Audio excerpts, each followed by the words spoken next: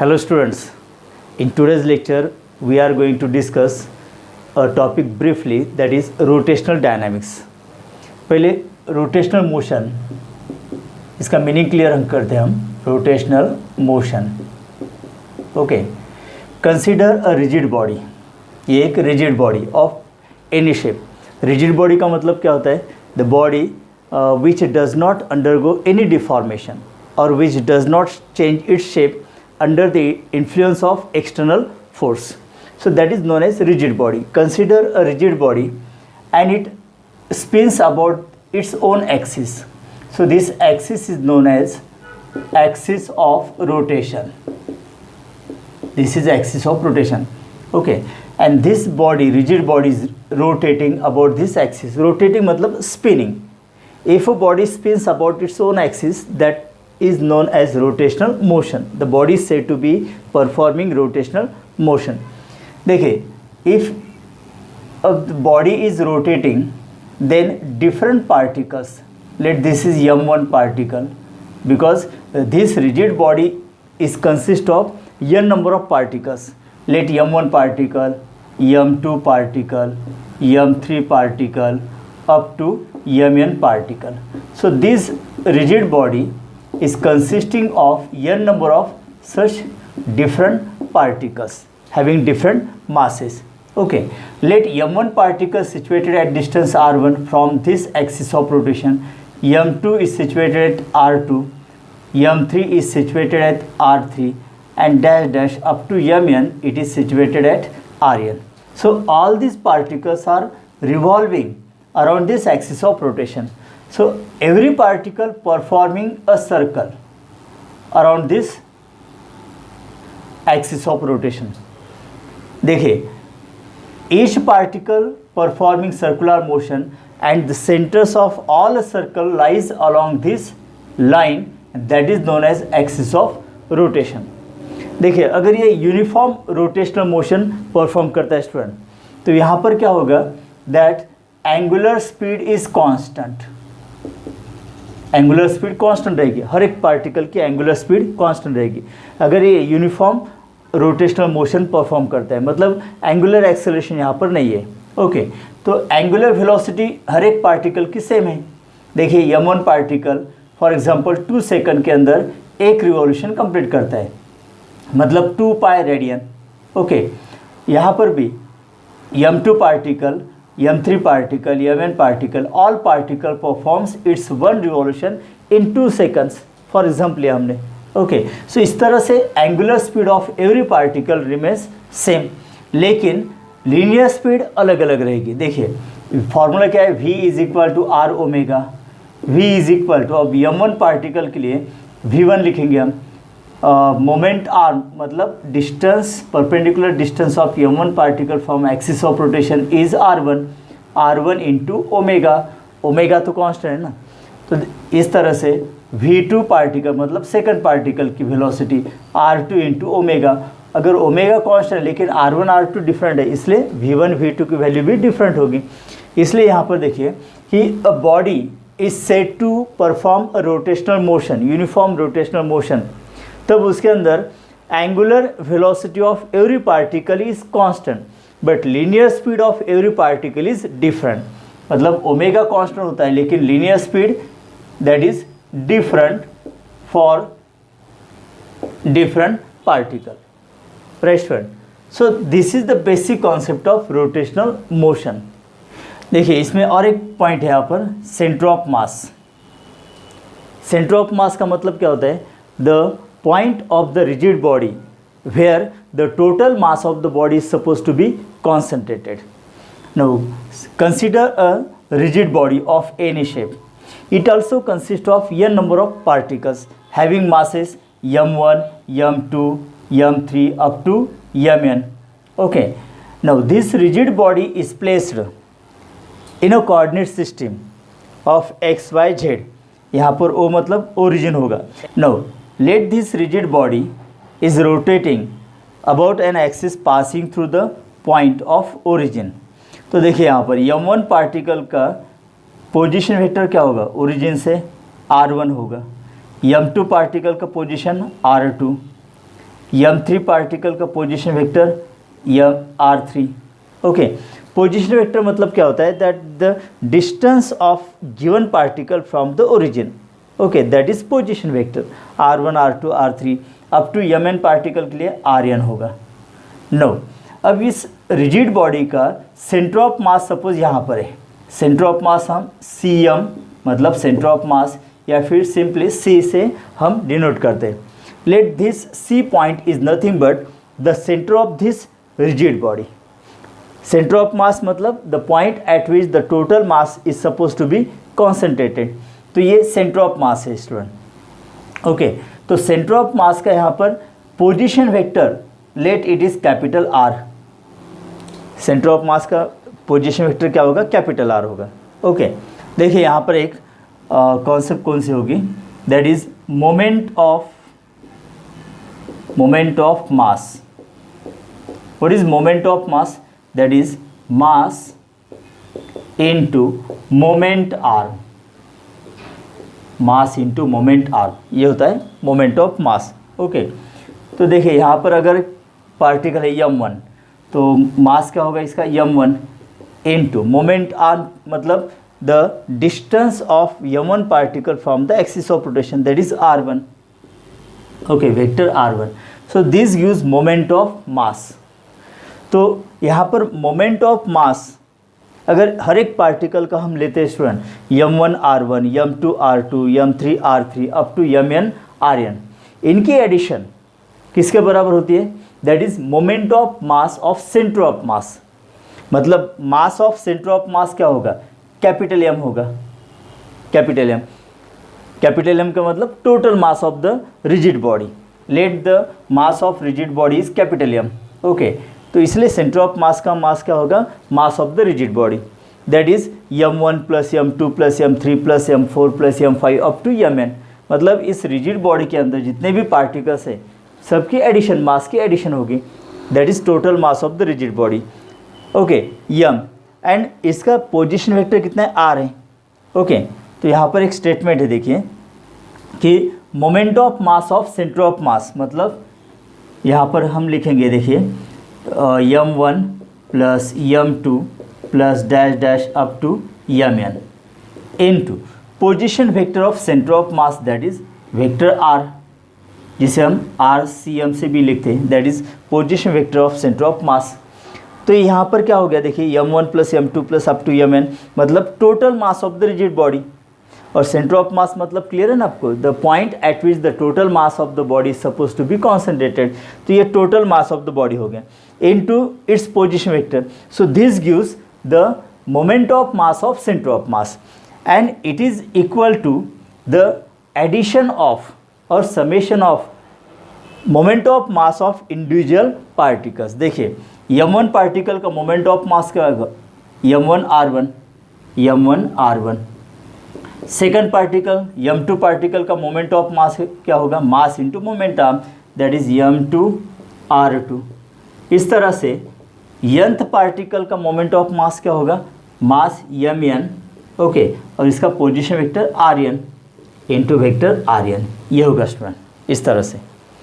देखिए position vector of centre of mass मतलब RCM, okay, is equal to m1 r1 plus m2 r2 plus plus up to mn rn, ये लिखा है यहाँ पर। और ये जो ब्रैकेट है m1 plus m2 plus up to mn, ये इधर डिनोमिनेटर चला जाएगा इस तरह से, right student. Okay, now position vector of centre of mass, okay, is equal to, देखिए m1 plus m2 plus up to mn मतलब total mass of the rigid body, और ये हमने कैपिटल M से डिनोट किया है। So m1 plus m2 plus up to mn, this bracket is replace by capital M, that is total mass of the rigid body. Okay, and this summation can be written as summation mi r वेक्टर ri, where i is equal to 1 to n। जैसे हमने यहाँ पर ये n particle system consider किए, n particle system, अगर 10 particle है तो n की वैल्यू क्या लेंगे, फिर हम 10 लेंगे, i is equal to 1 to 10, इस तरह से। Now position vector of centre of mass, suppose देखिए यहाँ पर m1 पार्टिकल है, तो इसके कोऑर्डिनेट्स क्या होंगे, x1 y1 z1। m2 particle के coordinates x2 y2 z2, right. Third particle के कोऑर्डिनेट्स क्या होंगे, x3 y3 z3। mnth particle मतलब xn yn zn। उसी तरह से सेंटर ऑफ मास जहाँ पर होगा उसके कोऑर्डिनेट्स हम कैपिटल लेटर से डिनोट करेंगे, x, y, z। ओके, तो देखिए position vector, vector R, centre of mass यहाँ पर कैपिटल आर है, तो इसको हम वेक्टर फॉर्म में कैसे लिखेंगे। देखिए वेक्टर आर सी एम मतलब position vector of centre of mass is equal to X I plus Y J cap plus Z K cap, where X Y Z are the coordinates of centre of mass, right. तो x का मतलब capital X का मतलब क्या होगा, that is x coordinate of centre of mass, okay, y coordinates of centre of mass, z coordinate of centre of mass. अब इनके लिए फॉर्मूलेस क्या होंगे, देखिए x coordinate of centre of mass that is capital X is equal to m1 x1 plus m2 x2 plus up to mn xn divided by m1 plus m2 plus up to mn। इस फॉर्मूले को यहाँ पर represent किया हमने, मतलब this is the moment of, देखिए m1 x1 का मतलब क्या होता है, moment of mass m1 about x axis, okay. इस तरह से यहाँ पर x कोऑर्डिनेट हम निकाल सकते हैं। सिमिलरली देखिए x coordinate of centre of mass is equal to m1 plus m2 up to mn that is replace by capital M, total mass of the rigid body, और इसको समेशन फॉर्म में लिखा हमने, summation mi xi। Similarly y coordinate के लिए formula क्या होगा, 1/m summation mi yi। z coordinate के लिए 1/m summation mi zi। Okay students, now next point, important point है इस टॉपिक में, देखिए मोमेंट ऑफ इनर्शिया। अब मोमेंट ऑफ इनर्शिया का मतलब क्या होता है, देखिए moment of inertia is equal to moment of mass into moment arm into moment arm, ये formula student. Moment of mass मतलब mass into moment arm, okay. Now this moment of mass is equal to inertia, this is known as inertia, okay। So we can write here moment of inertia is equal to inertia into moment arm। for example देखिए एक axis of rotation है and अगर हम single particle यहाँ पर consider करते हैं जिसका मास है m and which is situated at distance r from this axis of rotation, okay. Let this mass m is revolving around this axis in this way at moment arm r। now moment of inertia symbol I होता है इसका, is equal to, देखिए moment of mass मतलब क्या होता है, मास into moment arm. तो पहले मोमेंट ऑफ मास इसका निकालते हैं, मास कितना है यहाँ पर m into moment arm r है, okay, into moment arm again small r, तो I is equal to mr square. ये इसका बेसिक फार्मूला स्टूडेंट, ये इसका basic formula student moment of inertia का। So moment of inertia, okay, is defined as the product of mass of the particle into square of its perpendicular distance from the axis of rotation. ये single particle के लिए formula, basic formula student. तो इसका SI unit क्या होगा फिर, SI unit is, देखिए mass मतलब किलोग्राम, ओके, डिस्टेंस स्क्वायर मतलब metre square, kilogram metre square is SI unit of moment of mass. अगर हम n पार्टिकल सिस्टम के लिए मोमेंट ऑफ इनर्शिया अप्लाई करते हैं स्टूडेंट, तो क्या होगा, देखिए consider a rigid body of n number of particles of different masses m1 m2 m3 up to mn are situated at distance r1 r2 r3 up to rn from the axis of rotation. तो इस rigid body का moment of inertia क्या होगा, that is the summation of moment of inertia of individual particles. देखिए n particles के लिए मतलब rigid body है which consist of n number of particles, okay. तो मोमेंट ऑफ इनर्शिया क्या होगा, देखिए m1 पार्टिकल का मोमेंट ऑफ इनर्शिया होगा mass m1 into distance square that is r1 square plus second particle m2 r2 square plus dash dash up to nth particle m n r n square. So I is equal to summation m I r I square, where I is equal to 1 to n. So this is another formula for rigid body in which mass distribution is not uniform. मतलब हर एक particle का मास different है student. अगर mass distribution uniform होता है, जैसे regular shape bodies होते हैं, disc, ring, sphere, uniform rod, जिसमें मास यूनिफॉर्म डिस्ट्रीब्यूट होता है स्टूडेंट, तब यहाँ पर फॉर्मूला क्या होगा, I is equal to integration r square into d m, where d m is mass of each particle. So this is the formula for irregular mass distribution. This is irregular mass distribution. Okay, and regular mass distribution के लिए ये formula है student, that is I is equal to integration r square into d m, right. अब इसके बाद एक और एक फार्मूला है, देखिए student, I is equal to m k square, ये फार्मूला है. What is k? K is nothing but radius of gyration. Radius of gyration, देखिए रेडियस ऑफ गायरेशन का मीनिंग क्या होता है. No, consider axis of rotation and a rigid body is rotating about it. तो इसका यहाँ पर मोमेंट ऑफ इनर्शिया क्या होगा student, I is equal to summation m i r i square, where I is equal to 1 to n. ये इसके लिए formula है. नो, अगर यहाँ पर ये एक्सिस ऑफ रोटेशन, सपोज यहाँ पर एक्सिस ऑफ रोटेशन मान लेते हैं हम, okay, and this rigid body is replace bye a single point that is known as center of mass. Suppose यहाँ पर ये सेंटर ऑफ मास है student, okay, centre of mass. अब सेंटर ऑफ मास मतलब ये पॉइंट मास है. अब इस पॉइंट मास का मास कितना होगा, that is the total mass of the rigid body. Let the total mass of rigid body is capital M, मतलब m1 plus m2 plus m3 up to mn.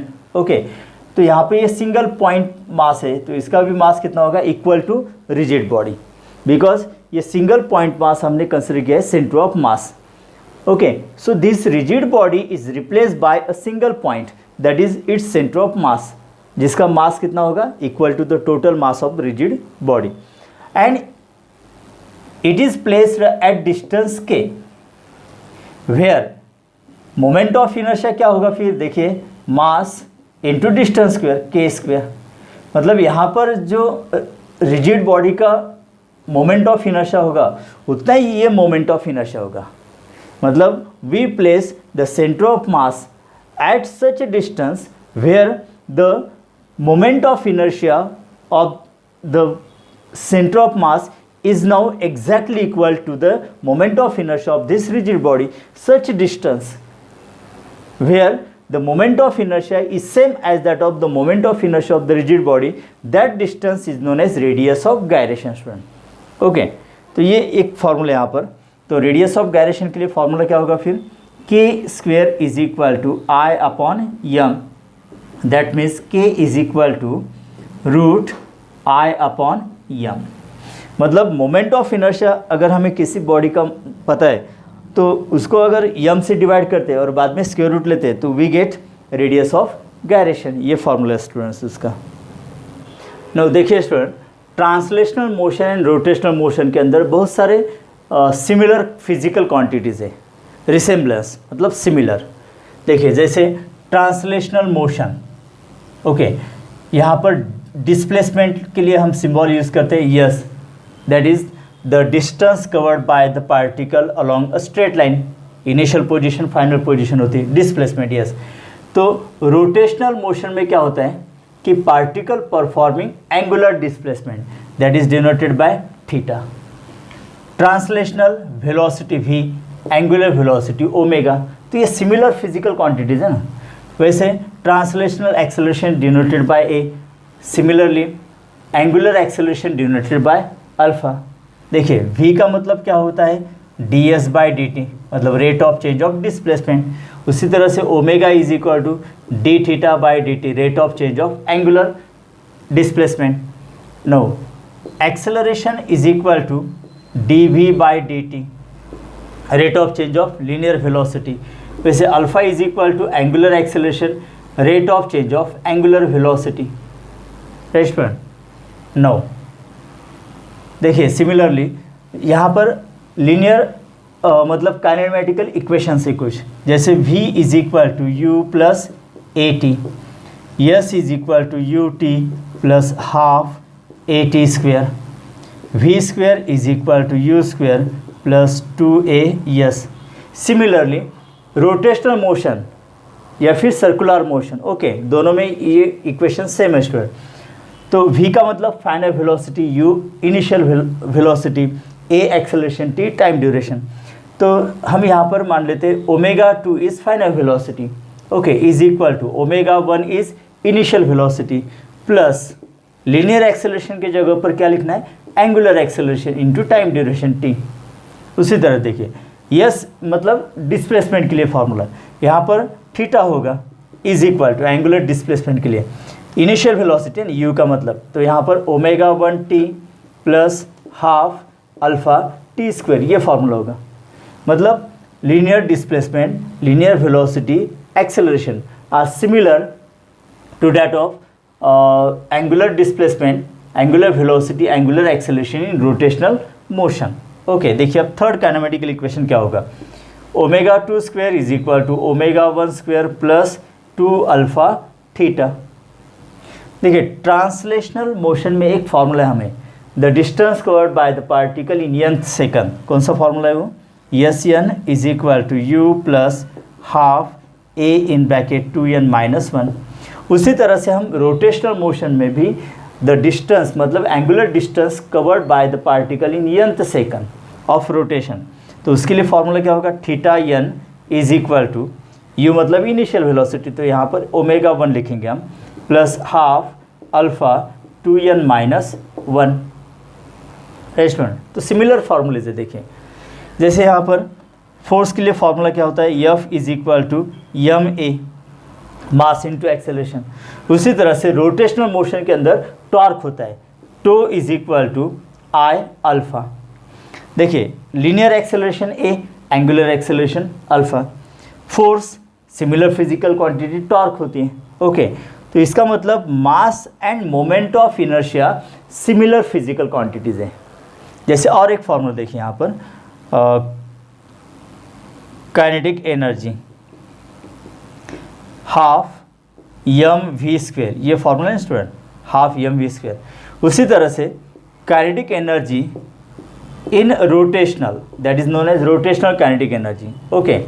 देखिए जैसे rigid body rotate होते हैं तो it performs kinetic energy on account of its rotational motion known as rotational kinetic energy is equal to half I omega square, ये formula student. देखिए linear velocity v square, angular velocity omega square, तो यम और यहाँ पर I मतलब moment of inertia and mass are similar physical quantities, ये similar physical quantities होते हैं।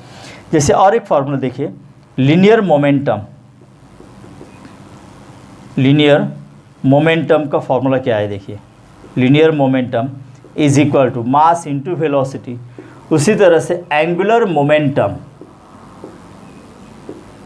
एंगुलर मोमेंटम का फॉर्मूला देखिए, जैसे एंगुलर मोमेंटम यल से डिनोट करते हैं हम आई ओमेगा। देखिए mass into linear velocity, moment of inertia into angular velocity. तो यहाँ से ये पॉइंट हमें क्लियर होता है कि moment of inertia and mass are similar physical quantities, okay. Mass related to inertia in translational motion, moment of inertia related to rotational motion, तो ये फिजिकल क्वांटिटी सेम है स्टूडेंट। और एक फॉर्मूला देखिए, जैसे पावर के लिए सिंबल हम लेते हैं P is equal to F into v, ये फॉर्मूला है, राइट। तो यहाँ पर पावर के लिए क्या होगा, that is known as angular power, okay.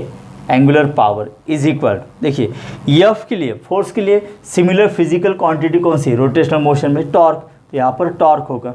Linear velocity और यहाँ पर क्या होगा, एंगुलर वेलोसिटी होगा, राइट। उसी तरह से देखिए कि वर्क के लिए फॉर्मूला क्या होता है, फोर्स इंटू डिस्प्लेसमेंट, सिमिलरली यहाँ पर वर्क के लिए फॉर्मूला क्या होगा, force similar to torque, linear displacement similar to angular displacement. तो इस तरह से अगर हमें ट्रांसलेशनल मोशन के फार्मूलेज पता है स्टूडेंट, तो इजीली हम रोटेशनल मोशन के फार्मूलेज भी यहाँ पर ऑब्टेन कर सकते हैं, राइट। देखिए स्टूडेंट्स, अगर एक ऑब्जेक्ट है यहाँ पर इस तरह से अगर रोल होता है, देखिए इस तरह से अगर रोल होता है, okay, so this is known as rolling motion.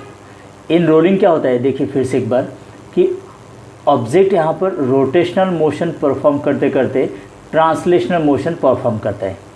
So this is the combination of translational motion as well as rotational motion, so this is known as rolling motion.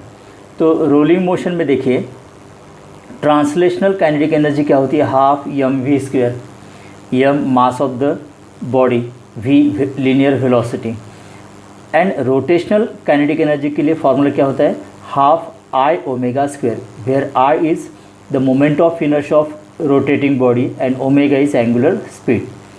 जब रोलिंग मोशन परफॉर्म करता है student object, तो वहाँ पर kinetic energy of rolling body क्या होगा कि translational kinetic energy plus rotational kinetic energy. तो ट्रांसलेशनल काइनेटिक एनर्जी होती है half M we square plus rotational kinetic energy होगी half I omega square. Kinetic energy of rolling body is nothing but the addition of translational kinetic energy plus rotational kinetic energy, right. देखिए in terms of linear velocity kinetic energy rolling क्या होगी, half M we square plus half I omega square. अब यहाँ पर in terms of linear velocity हमें equation obtain करना है। चलिए half M we square plus half I मतलब in terms of radius of gyration M के स्क्वायर लिख सकते हैं हम इसको, और ओमेगा इज इक्वल टू, देखिए V is equal to formula V is equal to r omega होता है। तो ओमेगा के लिए हम क्या लिख सकते हैं, वी बाय आर। तो यहाँ पर ओमेगा स्क्वायर मतलब v square by are square, okay. और देखिए यहाँ पर रीज़न भी लिखा है I is equal to m के square, omega is equal to v by r, ये दोनों वैल्यूज़ यहाँ पर रखिए। तो उससे फिर फार्मूला कैसे तैयार होगा, देखिए यहाँ पर this is the formula for rolling kinetic energy, half M we square in bracket 1 plus के square by are square, where K is radius of gyration, V is linear velocity. So this is the formula of rolling kinetic energy in terms of linear velocity, okay students. और इसी तरह से देखिए आगे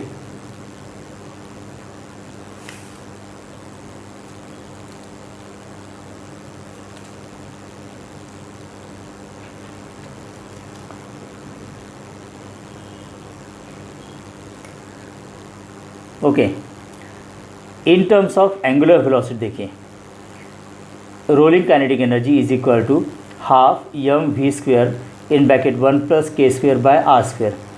अब यहाँ पर v के जगह पर हम आर ओमेगा लिख सकते हैं, ठीक है, half M R omega bracket square in bracket 1 plus के square by are square.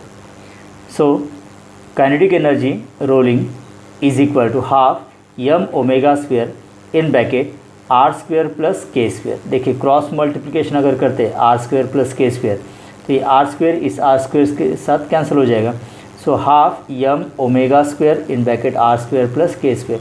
So this is the formula for kinetic energy rolling in terms of angular velocity, okay.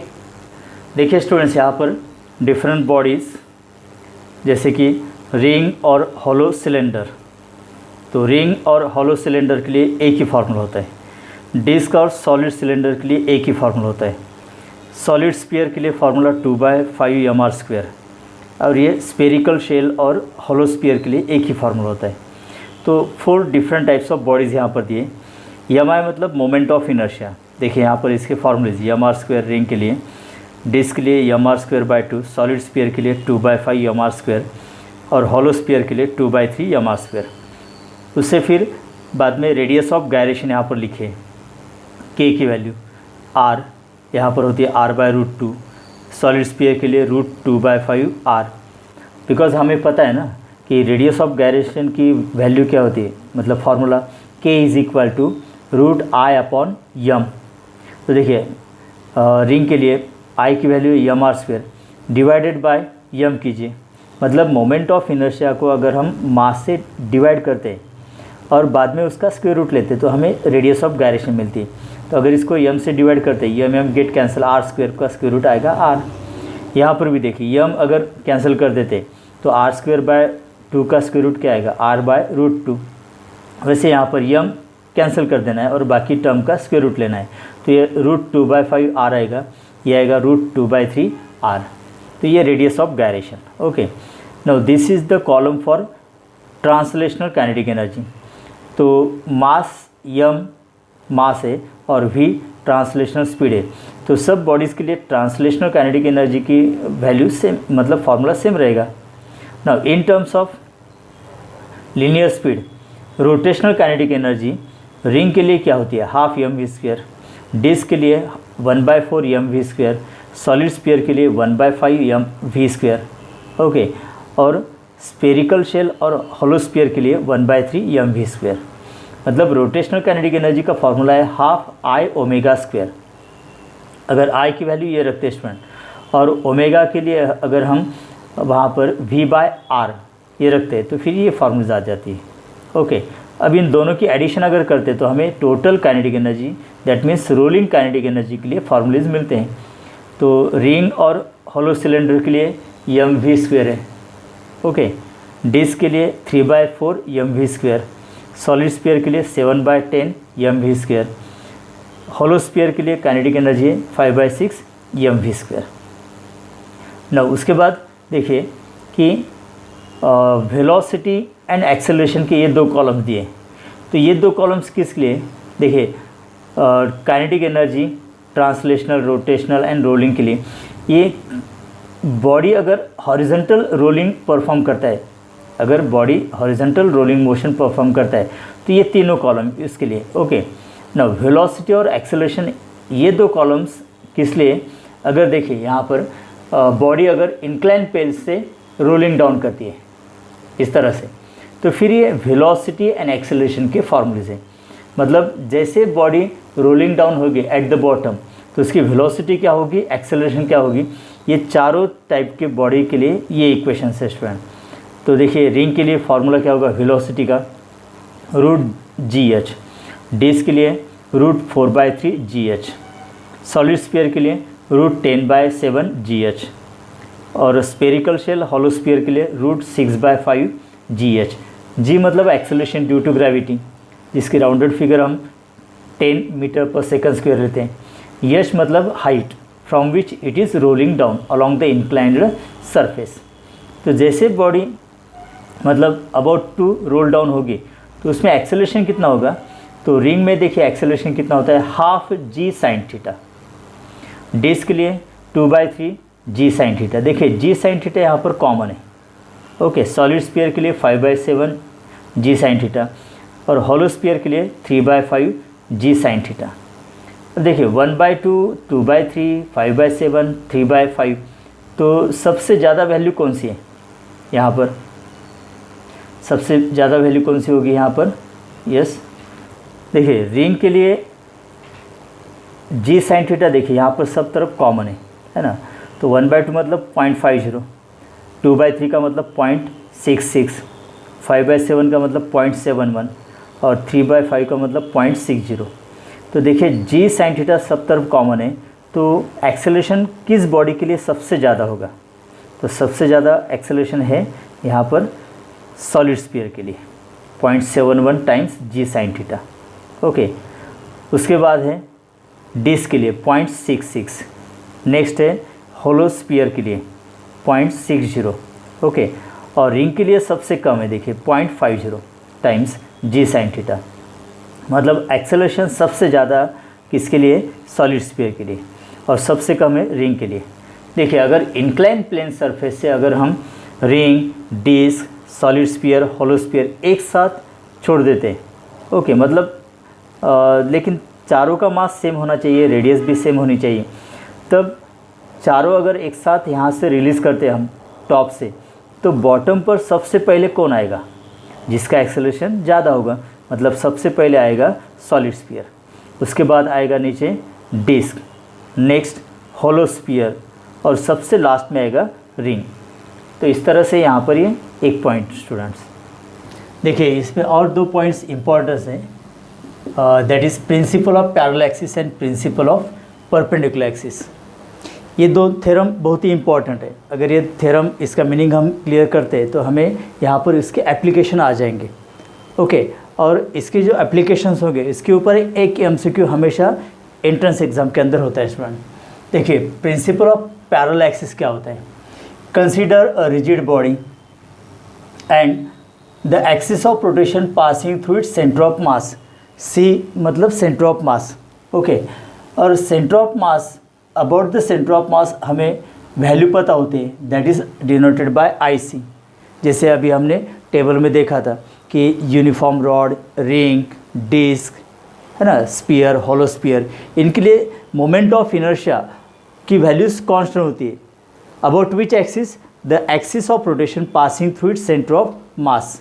Okay, now ये IC की value हमें पता है। Now consider another point O and let axis of rotation passing through point O is parallel to the axis of rotation passing through center of mass। देखिए दोनों axis एक दूसरे को पैरेलल है एंड दोनों के बीच परपेंडिकुलर डिस्टेंस होगा h। तब यहाँ पर इस एक्सिस के अराउंड हम moment of inertia find out कर सकते हैं। लेट दिस इज IO, मतलब IC की वैल्यू अगर हमें पता है। ओके, और दूसरा एक एक्सिस है जो इस एक्सिस को पैरेलल है, passing through centre of mass, and दोनों के बीच परपेंडिकुलर डिस्टेंस ये है। Let capital M be the mass of rigid body.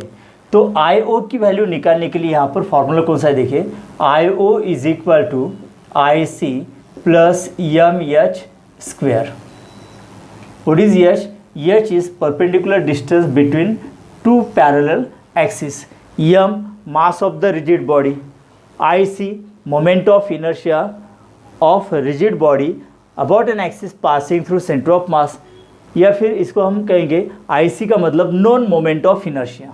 Okay, IC का मतलब क्या होगा, known moment of inertia, shortly MI, moment of inertia. IO मतलब axis of rotation passing through any point O which is parallel to this moment of inertia about an axis passing through centre of mass. IO की value अगर हमें निकालनी है तो ये formula student, this is known as principle of parallel axis. Now second, principle of perpendicular axis. Generally perpendicular axis principle हम plane laminar body के लिए यूज़ करते हैं। ओके, जैसे सपोज यहाँ पर एक प्लेन लैमिनार बॉडी है, मतलब thin metal plate of any shape. Okay, तो यहाँ पर तीन एक्सिस हम कंसिडर करते हैं, X, Y and Z.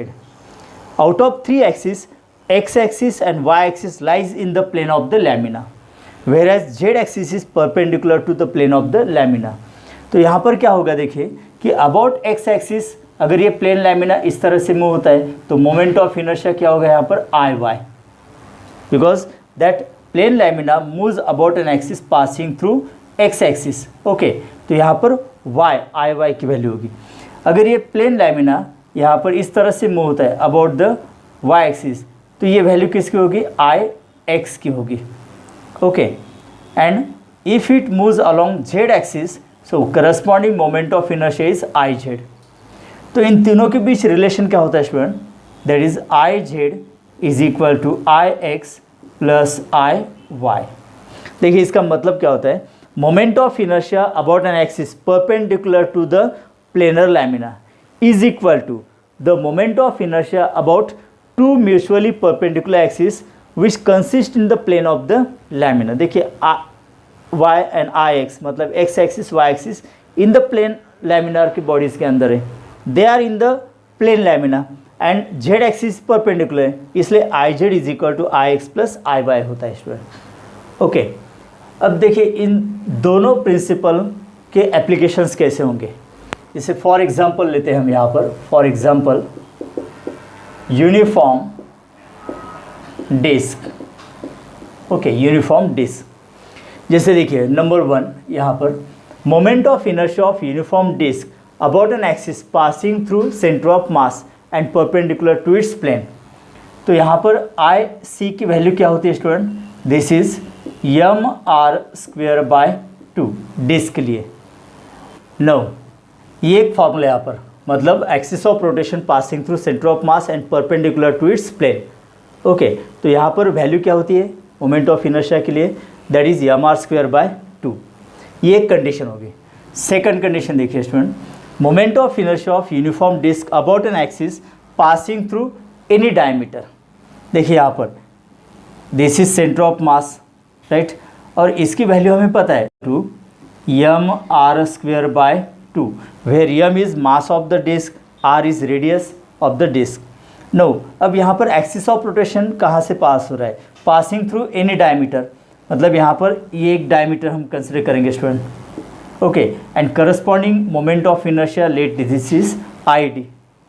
No, ये एक डायमीटर, अब दूसरा एक डायमीटर इस तरह से कंसिडर करेंगे हम, और यहाँ पर भी moment of inertia denoted by I D. देखिए ये दोनों डायमीटर एक दूसरे को परपेंडिकुलर है, ये दोनों डायमीटर एक दूसरे को परपेंडिकुलर है, और दोनों axis in the plane of the disc है, और डिस्क को परपेंडिकुलर एक्सिस कौन सा है यहाँ पर आई सी। सपोज यहाँ पर इसको हम जेड कंसिडर करते हैं, इसको हम X axis and this is Y axis. Okay, तो करस्पॉन्डिंग मोमेंट ऑफ इनर्शिया क्या होगा I Z, about X axis क्या होगा I Y, about Y axis होगा आई एक्स। तो according to principle of perpendicular axis I Z is equal to I X plus I Y, इस तरह से हम लिख सकते हैं। देखिए यहाँ पर 3 axis perpendicular to each other है, इसलिए प्रिंसिपल ऑफ परपेंडिकुलर एक्सिस हम यूज़ करेंगे यहाँ पर। देखिए एप्लीकेशन कैसे होगा, आई जेड मतलब that is I C, known moment of inertia. I X का मतलब क्या लिखेंगे हम I D, okay, plus I Y मतलब आई डी, मतलब एक्स एक्सिस और वाई एक्सिस दोनों परपेंडिकुलर है and passing along the diameter, तो इसलिए इसको हमने लिखा है आई डी। नो, देखिए आई सी की वैल्यू तो पता है हमें, M are square by 2 is equal to 2 I D, therefore I D is equal to क्या होगा यहाँ पर M are square by 4। So about any diameter what is the moment of inertia of uniform disc, this is M are square by 4। Okay, तो यहाँ पर हमने perpendicular principal axis यहाँ पर अप्लाई किया है। नाउ नेक्स्ट देखिए number 3, moment of inertia of uniform disc about an axis passing through tangent perpendicular to its plane. देखिए यहाँ पर एक डिस्क है uniform and passing through centre of mass, जो मोमेंट ऑफ इनर्शिया होता है आई सी। ओके, ये तो हमें पता है ना M are square by 2, this is M are square by 2। No, अब यहाँ पर हमें एक पॉइंट ओ कंसिडर करते हैं, passing through tangent and this tangent is perpendicular to the plane of the disc. तो करस्पॉन्डिंग मोमेंट ऑफ इनर्शिया यहाँ पर होगा आई ओ, जिसकी वैल्यू हमें निकालनी है। देखिए दोनों एक्सिस पैरेलल है और दोनों के बीच डिस्टेंस क्या होगा, that is H is equal to the radius of the disc. तो यहाँ पर प्रिंसिपल ऑफ पैरेलल एक्सिस हम यूज़ कर सकते हैं स्टूडेंट। देखिए ज़रा, I O is equal to I C plus M H square. I O is equal to I C की वैल्यू क्या है यहाँ पर M are square by 2 plus M यश के जगह पर लिखेंगे R, R square. Therefore I O is equal to, देखिए कितना आता है यहाँ पर 3/2 यम आर स्क्वेयर। ये फॉर्मूला होगा इस कंडीशन के लिए। सिमिलरली फोर्थ कंडीशन देखिए, moment of inertia of uniform disc about an axis passing through tangent in its plane. देखिए यहाँ पर ये एक्सिस है passing through centre of mass, लेकिन अलोंग द डायमीटर है, इसलिए हम इसको आई डी लिखेंगे। और आई डी की वैल्यू हमें पता है, देखिए कितने यम आर स्क्वेयर बाय 4। और यहाँ पर एक पॉइंट हम कंसिडर करते हैं ओ पॉइंट, जहाँ से टेंजेंट पास हो रहा है। Okay, and this tangent is in the plane of the disc. तो यहाँ पर करस्पॉन्डिंग मोमेंट ऑफ इनर्शिया होगा आई ओ। ओके, देखिए जिसकी वैल्यू हमें निकालनी है, लेकिन ये दोनों एक्सिस पैरेलल ना in the plane of the disc, और दोनों के बीच डिस्टेंस कितना होगा H, and that is equal to radius of the disc. देखिए यहाँ पर कौन सा थ्योरम अप्लाई करना होगा, theorem of parallel axis. So IO is equal to IC plus MH square, ये बेसिक फार्मूला है ना, कैन बी रिटन एज, देखिए IC का मतलब और एक क्या होता है, that is non moment of inertia. अब इस कंडीशन में हमें नॉन मोमेंट ऑफ इनर्शिया कौन सा पता है, ID, तो IC की जगह पर हम ID लिखेंगे प्लस MH स्क्वेयर। तो IO is equal to, ID की वैल्यू कितनी है अब, MR square by 4 plus MH मतलब R square. Therefore IO is equal to, value कितनी आएगी स्टूडेंट, फिर क्रॉस मल्टीप्लिकेशन करते हुए 4MR square plus MR square, that is 5/4 MR square. So this is the formula for moment of inertia of uniform disc about an axis passing through tangent in its plane, right. तो इस तरह से principle of parallel axis, principle of perpendicular axis हम other bodies के लिए भी apply कर सकते हैं फॉर डिफरेंट कंडीशंस, राइट। देखिए स्टूडेंट्स, इसके बाद हम different bodies, axis of rotation के डिफरेंट केसेस, ओके, उसकी related figure, moment of inertia का formula corresponding and radius of gyration के लिए हम यहाँ पर कुछ डिफरेंट टाइप्स बॉडीज़ और different conditions for axis of rotation के लिए कंडीशन डिस्कस करते हैं। जैसे देखिए नंबर 1, यूनिफॉर्म थिन रॉड। तो फर्स्ट केस यहाँ पर कौन सी है, axis of rotation passing through its centre and perpendicular to its length, मतलब बेसिक कंडीशन, ये यहाँ पर रॉड है student, okay, and axis of rotation passing through centre of mass perpendicular to its length.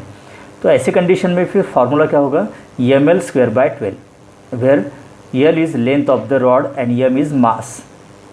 Radius of gyration का formula आपको पता है, moment of inertia को मास से डिवाइड करना है, मतलब यहाँ से M कैंसिल होगा, तो L स्क्वेयर बाय 12 का स्क्वेयर रूट होगा L/2√3। सेकंड देखिए, axis of rotation passing through its one end and perpendicular to its length. देखिए एक्सिस ऑफ रोटेशन इस एंड से पास होता है and perpendicular to the length of the rod, मतलब यहाँ पर IC और IO, देखिए कौन सा थ्योरम अप्लाई करना होगा, थ्योरम ऑफ पैरेलल एक्सिस। तो इन दोनों के बीच डिस्टेंस कितना होगा student, half of the length, that is H is equal to L/2। तो यहाँ पर प्रिंसिपल ऑफ पैरेलल एक्सिस अगर यूज़ करते हैं तो फिर मोमेंट ऑफ इनर्शिया के लिए इस पॉइंट के लिए, ओके, एक्सिस के लिए फार्मूला क्या होगा, ML स्क्वेयर बाय 3, और फिर रेडियस ऑफ गायरेशन होगी L/√3, ओके। नंबर 3 देखिए, axis of rotation passing through a point midway between the centre and the edge perpendicular to its length. देखिए रॉड है, अब IC की वैल्यू तो हमें पता है ML स्क्वेयर बाय 12, ओके।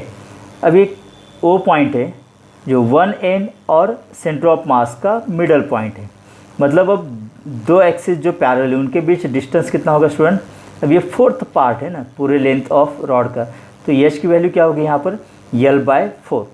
और फिर से प्रिंसिपल ऑफ पैरेलल एक्सिस अगर हम यूज़ करते हैं तो यहाँ पर फार्मूला क्या होगा फिर इस कंडीशन के लिए, मोमेंट ऑफ इनर्शिया का 7ML स्क्वेयर बाय 48 और radius of gyration √7/48 into L, okay.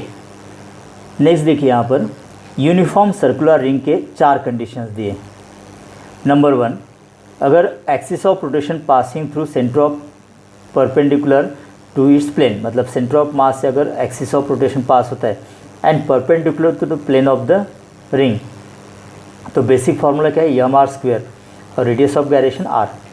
No second case देखिए, axis of rotation passing coinciding with any diameter, मतलब अबाउट एनी डायमीटर, तो एक डायमीटर x एक्सिस पर कंसिडर करते हैं हम, दूसरा डायमीटर y एक्सिस पर, और z मतलब IC की वैल्यू, ये तो हमें पता है MR स्क्वेयर।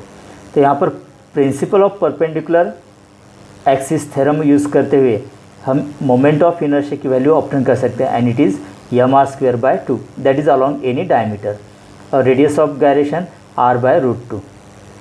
थर्ड कंडीशन देखिए, moment of inertia about an axis passing through tangent parallel to diameter या फिर टेंजेंट इन इट्स प्लेन। देखिए अलोंग द डायमीटर हमें मोमेंट ऑफ इनर्शिया पता है, दैट इज़ mr²/2, और ये ओ पॉइंट देखिए that is the axis passing through tangent, और ये डायमीटर को पैरेलल है, मतलब moment of inertia about an axis passing through tangent in its plane, मतलब in the plane of the ring. तो ये दोनों पैरेलल एक्सिस हो गए और दोनों के बीच डिस्टेंस कितना होगा, h = r। तो इसको सॉल्व करते हुए फिर ये फार्मूला होगा 3/2 mr² and corresponding radius of gyration √3/2 r। उसी तरह से फोर्थ कंडीशन देखिए, moment of inertia of uniform disc about an axis passing through tangent perpendicular to the plane of the ring. देखिए इस तरह से, अब ये वैल्यू तो पता है हमें, बेसिक वैल्यू mr², और ये टेंजेंट, दोनों एक्सिस पैरेलल है, दोनों के बीच डिस्टेंस कितना होगा, h = r। तो फिर से principle of parallel axis use करते हुए फिर about this tangent moment of inertia की वैल्यू कितनी आएगी, 2 mr² and radius of gyration √2r। तो ये डिफरेंट केसेस के लिए देखिए स्टूडेंट, यहाँ पर moment of inertia and radius of gyration के वैल्यूज़ हैं। देखिए स्टूडेंट्स, ओके, देखिए यहाँ पर सर्कुलर डिस्क के चारों कंडीशंस के फॉर्मूले यहाँ पर दिए जो हमने अभी डिस्कस किए थे, राइट, वही कंडीशंस है ये। ओके, नेक्स्ट सॉलिड सिलेंडर के केसेस देखिए, मतलब एक्सिस ऑफ रोटेशन की पोजीशन कैसी है, along the axis of cylinder. Okay, so this is similar to disc mr²/2 और radius of gyration r/√2। Now transverse axis देखिए, अगर ये सॉलिड सिलेंडर है और axis of rotation passing through middle point and perpendicular to the length of the cylinder, तब इसके लिए formula क्या होगा मोमेंट ऑफ इनर्शिया का, m in bracket L²/12 + R²/4 bracket close. तो यहाँ पर m मतलब mass of this cylinder, r radius and L मतलब लेंथ ऑफ द सिलेंडर। तो मास कैंसिल करते हुए उसका स्क्वायर रूट लेना है, मतलब ये रेडियस ऑफ गायरेशन का फार्मूला होगा फिर। Now third condition, transverse axis मतलब perpendicular axis passing through one and.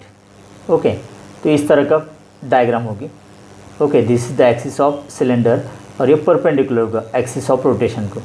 तो ऐसे कंडीशन में फिर ये फार्मूला होगा m in bracket L²/3 + R²/4। Okay, और फोर्थ कंडीशन देखिए, एक्सिस ऑफ रोटेशन कैसे पास हो रही, अलोंग द टेंजेंशियल। देखिए एक्सिस ऑफ रोटेशन और ये टेंजेंट पैरेलल है एक दूसरे को, तो अगर इसकी वैल्यू अगर हमें पता है, देखिए यहाँ पर है। ओके, तो ये वैल्यू हम निकाल सकते हैं by using parallel theorem.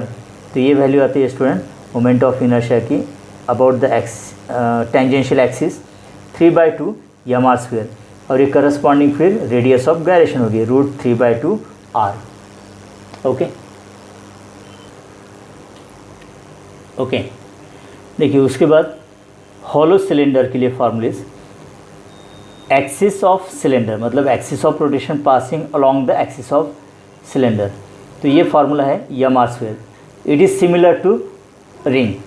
Okay, radius of gyration r।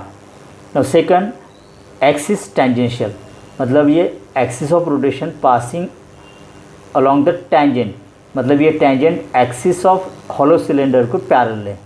तो प्रिंसिपल ऑफ पैरेलल थ्योरम यहाँ पर हम अप्लाई करते हुए ये फार्मूला ऑप्टेन कर सकते हैं इस कंडीशन के लिए, मोमेंट ऑफ इनर्शिया के लिए 2 mr², और फिर रेडियस ऑफ गायरेशन कितनी होगी √2r।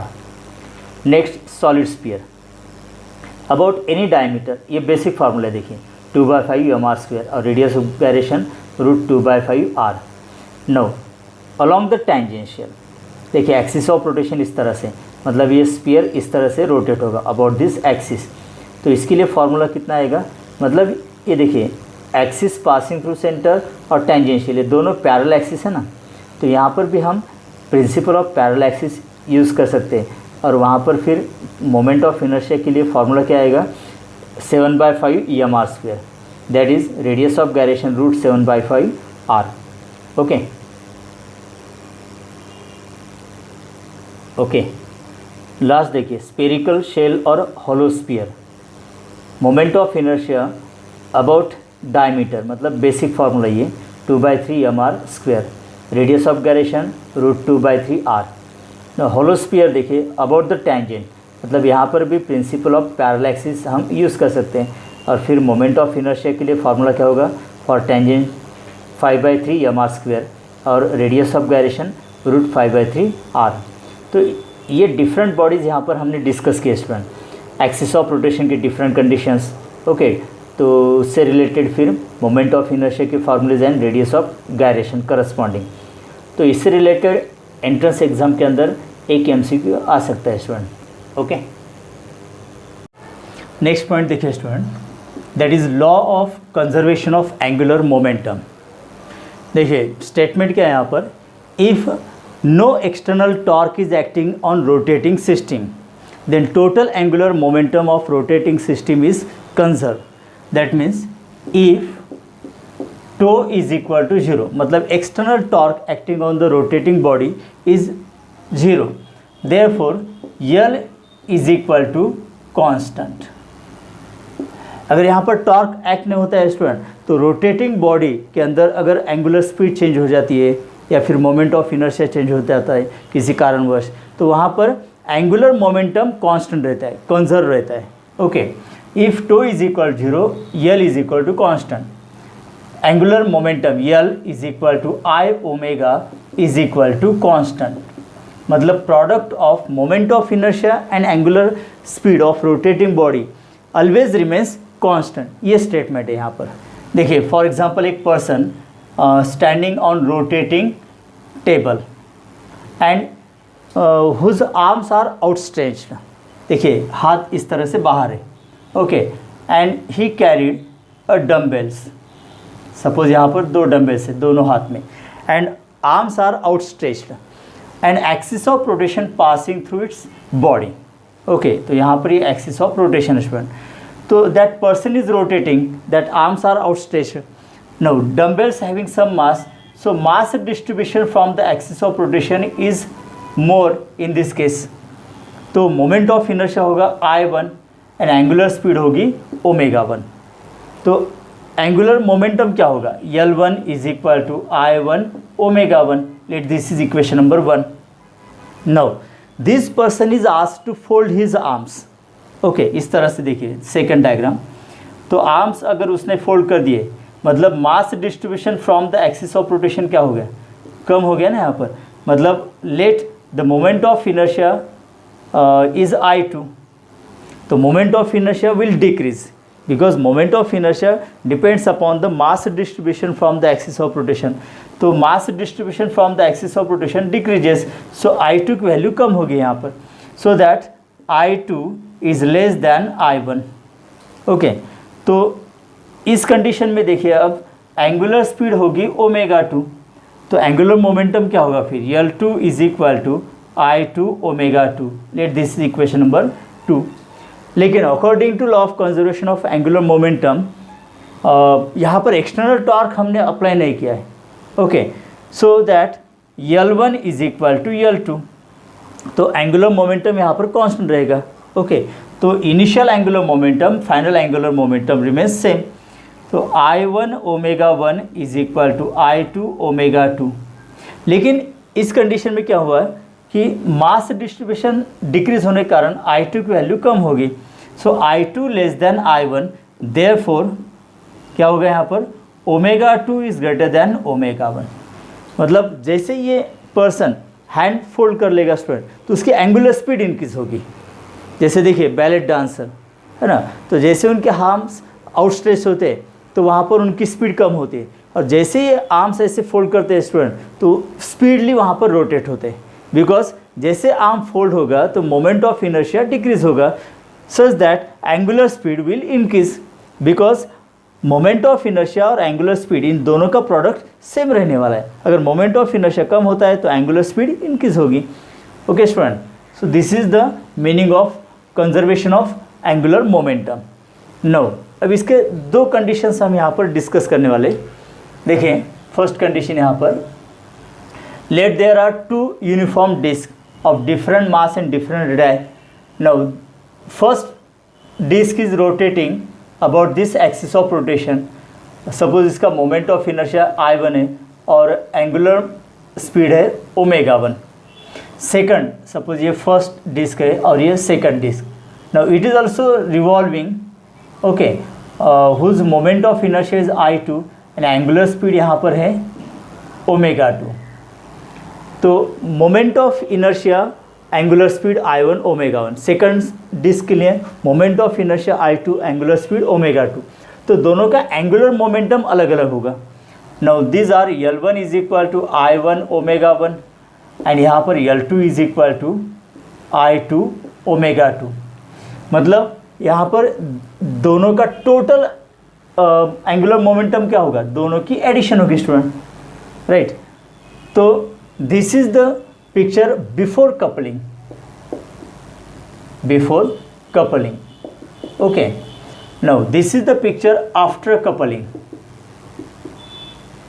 कपलिंग। इसका मतलब क्या होता है, देखिए कि अगर दोनों डिस्क हम एक के ऊपर एक रखते हैं without disturbing their angular speed, okay, मतलब यहाँ पर इनकी स्पीड हमें डिस्टर्ब नहीं करनी है, सिर्फ gently second disc first disc के ऊपर रखनी है, ओके।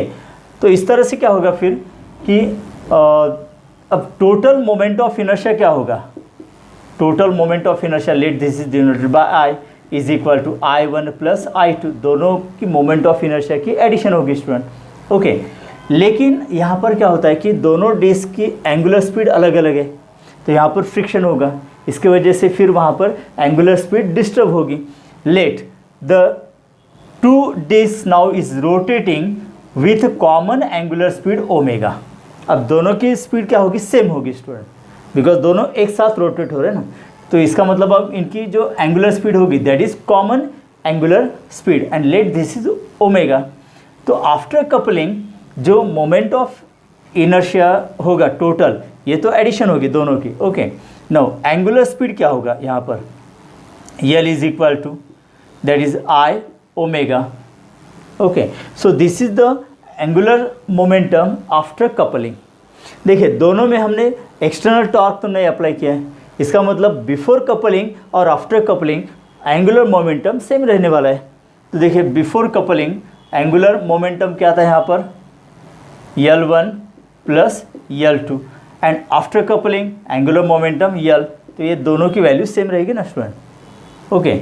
नाउ इसका मतलब देखिए I omega is equal to I1 omega 1 plus I2 omega 2, right.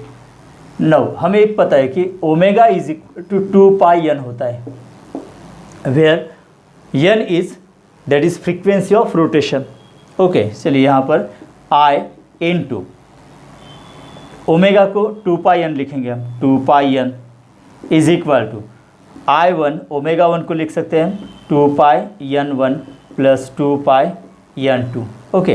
देखिए n मतलब यहाँ पर इसकी frequency after coupling, before coupling individual frequency होगी n1 and n2, okay. In terms of angular speed ये एक फर्स्ट फार्मूला हमें मिलता है student. Now in terms of frequency of rotation क्या होगा, देखिए I into 2 pi n, okay. अब यहाँ से 2 पाई कॉमन निकलता है student, 2 pi in bracket I1 n1 plus I2 n2, देखिए 2 pi cancel, so In is equal to I1 n1 plus I2 n2, right. Now यहाँ पर देखिए this is the resultant frequency of rotation. अब I का मतलब क्या होता है यहाँ पर, I1 plus I2 into n is equal to I1 n1 plus I2 n2। So this is the formula in terms of frequency of rotation. अगर हमें I1 I2 की वैल्यू पता है, n1 n2 की वैल्यू पता है, तो after coupling what will be the frequency of rotation n, ये वैल्यू यहाँ से हम निकाल सकते हैं स्टूडेंट, राइट। तो ये एक कंडीशन है यहाँ पर। सेकंड कंडीशन क्या है, देखिए सपोज एक डिस्क है यहाँ पर, okay, and it is rotating with angular speed omega 1 और इसका moment of inertia student I1। तो एंगुलर मोमेंटम क्या होगा, L1 is equal to I1 omega 1, right. ये यहाँ पर एक angular momentum, let this is equation number 1। अब यहाँ पर क्या होगा, let there is a drop of wax, यहाँ पर wax, okay, and it drops from certain height and stick to the rotating disc at a distance r from the axis of rotation. Let, इसका mass है यहाँ पर small M. अब ये wax यहाँ पर स्टिक हो जाएगा और इसके साथ ये रोटेट होगा इस तरह से, ओके। अब सिस्टम के अंदर यम मास यहाँ पर ऐड हो गया ना। अब इस पूरे सिस्टम का मोमेंट ऑफ इनर्शिया क्या होगा student, late this is I2 और ये होगा moment of inertia of the disc, okay, plus यहाँ पर इस वैक्स ड्रॉप का मोमेंट ऑफ इनर्शिया, मास है यम और इसका परपेंडिकुलर डिस्टेंस है एक्सिस ऑफ रोटेशन से r, तो यम आर स्क्वेयर होगा, राइट। अब इसके कारण क्या होगा कि इसके एंगुलर स्पीड यहाँ पर इंक्रीज होगी या डिक्रीज होगी। देखिए मोमेंट ऑफ इनर्शिया यहाँ पर इंक्रीज होगी, तो इसका मतलब एंगुलर स्पीड क्या होगी, डिक्रीज होगी। Let after sticking the wax drop, इसके एंगुलर स्पीड है स्टूडेंट यहाँ पर ω2, ओके। तो after dropping the wax angular momentum क्या होगा, I2 into ω2, right. Let this is equation number 2। तो before dropping and after sticking the wax, तो यहाँ पर एंगुलर मोमेंटम सेम रहेगा, L1 is equal to L2, तो L2 is equal to L1, therefore I2 ω2 is equal to I1 ω1, okay. इसका मतलब क्या होगा यहाँ पर, देखिए I2 की वैल्यू क्या लिखेंगे हम, I1 plus m are square, okay, into ω2 is equal to I1 ω1, ये फॉर्मूला होगा स्टूडेंट यहाँ पर। या फिर in terms of angular frequency of rotation क्या होगा है, I1 plus m are square into N2 is equal to I1 N1, because 2π यहाँ पर कैंसिल हो जाएगा, ओके। इस तरह से हम न्यूमेरिकल्स इस कंडीशन के सॉल्व कर सकते हैं स्टूडेंट। देखिए इसमें और एक कंडीशन क्या होगी ना, एक डिस्क है हमारे पास जिसका moment of inertia I1 and angular speed है ω1, ये सेम डिस्क है। लेकिन क्या होगा कि इस डिस्क का कुछ पार्ट हम निकाल देते स्टूडेंट, ये इतना पार्ट हम अगर निकाल देते, ये देखिए यहाँ पर ये पार्ट है, ओके, यहाँ से विड्रॉ कर देते, पंच कर देते, मतलब इतना पार्ट इस डिस्क का निकल चुका है बाहर, ओके। तो जिसका मास है यम और ये डिस्टेंस कितना यहाँ पर r है, मतलब इतना मास यहाँ पर विड्रॉ हुआ है, कट हुआ है, okay, from the disc, rotating disc. तो फिर देखिए before punching out this mass, moment of inertia I1, angular speed ω1, तो एंगुलर मोमेंटम इतना ही रहेगा ना, L1 is equal to I1 ω1, okay. अब ये पंच आउट करने के बाद क्या होगा कि इसका जो मोमेंट ऑफ इनर्शिया होगा स्टूडेंट, ये moment of inertia of disc में से यम आर स्क्वेयर माइनस करना होगा, बिकॉज ये विड्रॉ हुआ है ना, ये है न्यू मोमेंट ऑफ इनर्शिया। अब ये डिक्रीजिंग है, इसका मतलब एंगुलर स्पीड इंक्रीजिंग रहेगी, तो इसके बाद जो रिजल्टेंट एंगुलर स्पीड होगी दैट इज़ ω2, ओके। अब देखिए यहाँ पर तो L2 मतलब angular momentum is equal to I2 ω2 रहेगा, okay. This is equation number 3। अब ये दोनों सेम रहेंगे ना, ये दोनों सेम रहेंगे, तो फिर से हम इक्वेशन क्या लिखेंगे, L2 is equal to L1, okay, I2 ω2 is equal to I1 ω1, right student. I2 की जगह पर क्या लिखना है, I1 minus m are square into ω2 is equal to I1 ω1, या फिर in terms of frequency I1 minus m are square into N2 is equal to I1 N1, right student. तो ये कंडीशन, इससे रिलेटेड MCQs एंट्रेंस एग्जाम के अंदर आ सकते हैं, okay.